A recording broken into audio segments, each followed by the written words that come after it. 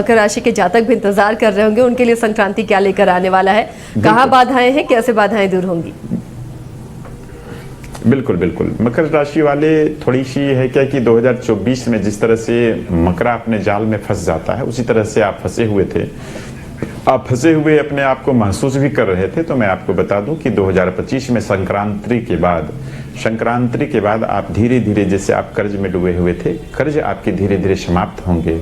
आप की बिटिया की अगर विवाह नहीं हो पा रही थी, बेटी की शादी होगी, अच्छे घर में शादी होगी। आप शारीरिक पीड़ा से पीड़ित थे, आपकी शारीरिक पीड़ा से आप धीरे धीरे निवृत्त हो जाएंगे। और जैसे बच्चे को पढ़ाई में मन नहीं लगना, बच्चे के आंख में दर्द रहना, आपकी रीढ़ में परेशानी होना, ये सूर्य की कमी से होता है। और आप जैसे मकर संक्रांति पार होता है, आप प्रयास करें प्रत्येक दिन सूर्य को तांबे के पात्र में जल देने का। ज्यादा कुछ नहीं है, अगर कीशर बन पाए तो प्रयास करें कि एक रत्ती कीसर उसमें डाल दें। ओम घृणी सूर्याय नमः के मंत्र से भगवान सूर्य को अर्घ आप दें। और अगर नहीं केसर बन पाए तो जो तिलक हम लोग रोली लगाते हैं, उस तिलक को एक चुटकी डाल के ओम घृणी सूर्या नमः के मंत्रों से 7 बार बोलते हुए सूर्य को जल दें। ये सभी जातकों के लिए जिनकी विवाह नहीं हो पा रही हो, जिनको पढ़ाई लिखाई में बाधा उत्पन्न हो रही है, या फिर घर नहीं बन पा रहा हो, कर्जे से पीड़ित हैं, ये सबके लिए बिल्कुल कॉम्बी फ्लान साबित होगा और बिल्कुल दवा के जैसा आपके लिए तुरंत ये काम करेगा। ये मेरा विश्वसनीयता भी है और हम आपसे को ये आश्वस्त भी करते हैं। चलिए, तो अब बारी आती है कुंभ राशि की। मकर राशि तक हमने जान लिया, आचार्य जी ने उपाय भी बताए हैं। अब कुंभ राशि वाले जातक क्या करें कि उनको और बेहतर परिणाम मिले? संक्रांति के बाद क्या लिखा है उनके भाग्य में, आचार्य जी बताएं। बिल्कुल, कुंभ राशि वाले चूंकि मकर संक्रांति के बाद थोड़ा सा आप कुंभ के जैसे कुंभकर्ण के जैसे जो अगर आप सोते हैं तो आप थोड़ा जगिए, क्योंकि ये आपके लिए शारीरिक पीड़ा लेके ये आता है। और ये कुंभ राशि के लिए मकर जैसे सूर्य में प्रवेश करेंगे तो थोड़ा सा ये आपके लिए बड़ा इफेक्टिव होगा और आपके लिए बड़ा ये घातक साबित होगा। तो आप प्रयास करिए सूर्योदय के पहले आप जगने का, क्योंकि जिस तरह से जिस वृक्ष में सूर्य का प्रकाश नहीं पहुंचता है तो वो वृक्ष कभी फल नहीं दे पाता है।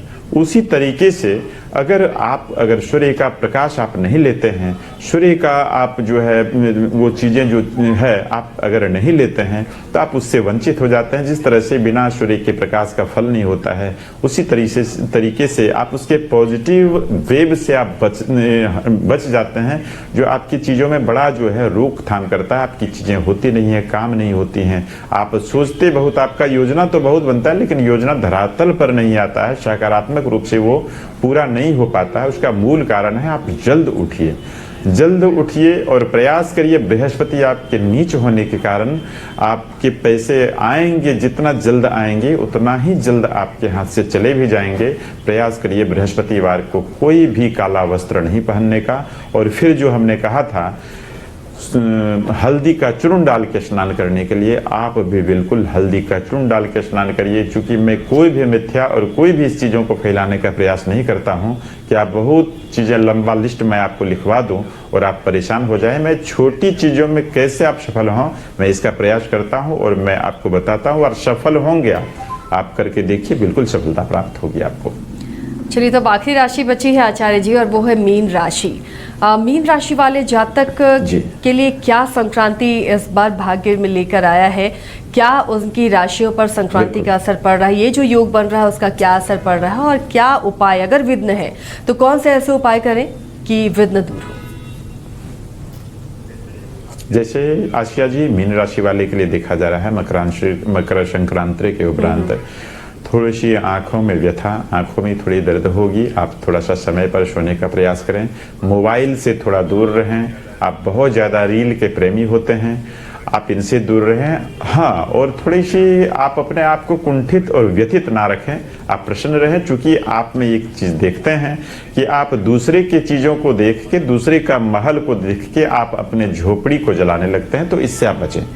क्योंकि इससे क्या होता है, आपके घर में गृह कलह, आपस में विवाद, संवाद विवाद में परिवर्तित हो जाता है और आप एक ऐसी चीज़ों को जन्म दे देते हैं कि चीज़ें, जैसे कहता है ना कि गांव बसा नहीं डकैत हाजिर हो गया, उसी तरीके से चीज़ें बेहतर होने से पहले आप बिगाड़ देते हैं।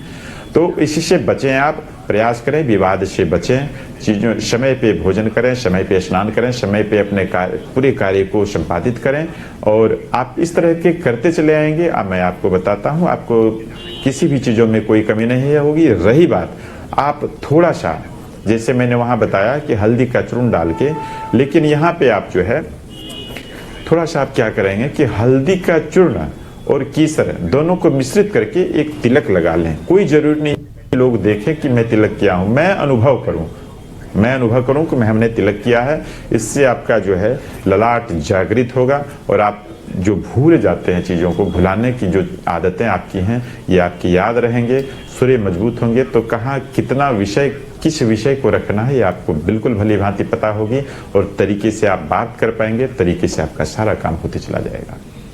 चलिए, तो बहुत अच्छे उपाय बताए हैं आचार्य जी ने और तमाम 12 राशियों के फल भी बताए हैं कि संक्रांति के बाद उनकी राशि में क्या बेहतर होने वाला है, क्या उनके लिए भाग्य उदय है और अगर कहीं दिक्कत है तो उसके लिए उपाय भी आचार्य जी ने बताए हैं। बहुत बहुत शुक्रिया आचार्य जी आपका। इन तमाम राशि के जो जातक हैं वो इन छोटे छोटे उपायों को अपना लें तो जो उनके ज़िंदगी में बाधाएँ हैं, जो उनके ज़िंदगी में विघ्न आ रही है, जो सफलता वो पाना चाहते हैं, उन सफलता में अगर कहीं उन्हें दिक्कत आ रही है तो ये जो छोटे छोटे उपाय बताए हैं आचार्य जी, उसे आप अपनाएंगे तो वो तमाम बाधाएं, वो तमाम विघ्न दूर होंगे और आपके लिए ये संक्रांति शुभ संक्रांति होगी। तो फिलहाल इतना ही, लेकिन आप देखते रहिए न्यूज़ 22 को।